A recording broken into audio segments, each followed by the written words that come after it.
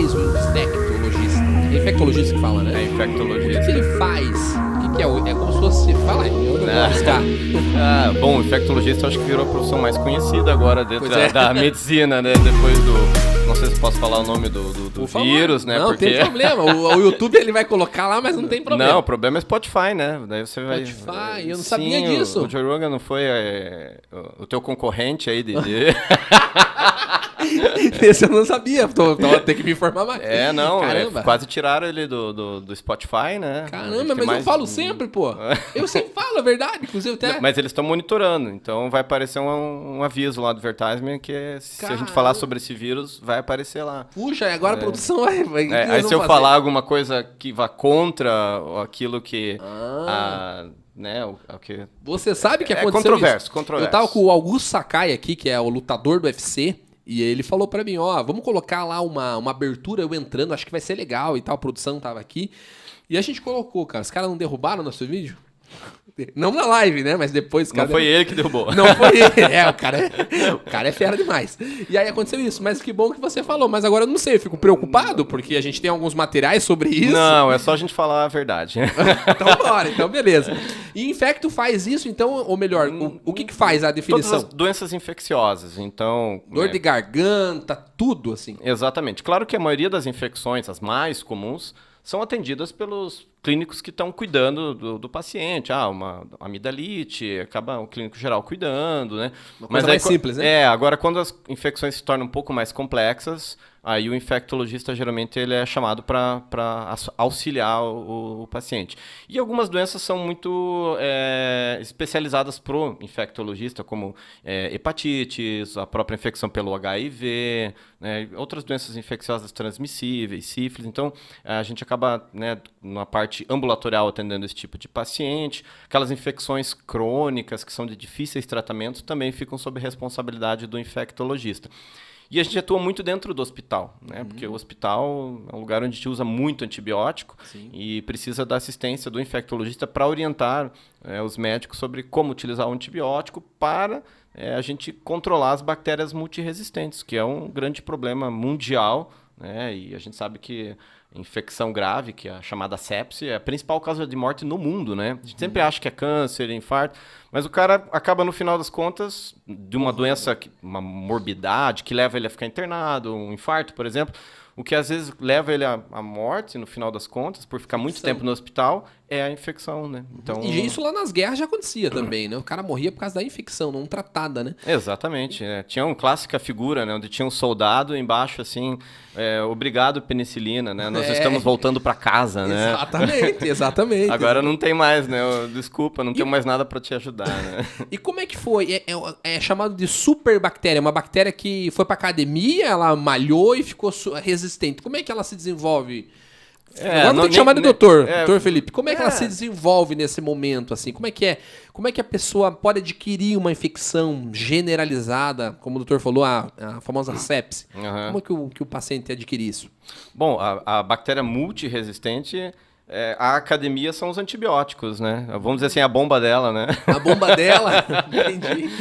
Então, quando eu começo a usar muito antibiótico, as bactérias boazinhas morrem, só sobram as que são resistentes, né? E as bactérias multiresistentes, então, elas estão andando por aí, né? Andam nas pessoas, transmite, enfim, elas estão por aí. Lógico que dentro do hospital, elas circulam mais, porque lá ali dentro a gente usa muito mais antibiótico, né? Mas se a gente procurar aí nas pessoas, a gente vai encontrar bactéria, superbactéria, como se diz, também na comunidade, não é só no hospital. Mas no hospital, as pessoas adquirem infecção porque elas estão mais fraquinhas, né? Elas estão mais suscetíveis. Então... A imunidade está mais baixa. Exatamente. E tal. Mas me tira uma dúvida. Agora essa conversa muito me interessa, o pessoal que está em casa provavelmente também. Por que mais nas UTIs? Porque os antibióticos são mais fortes? Por quê? Ou, por exemplo, o paciente geralmente que vai para a UTI é um paciente que operou, é um paciente mais grave? O porquê nas UTIs a contaminação é grande, assim, vamos dizer assim.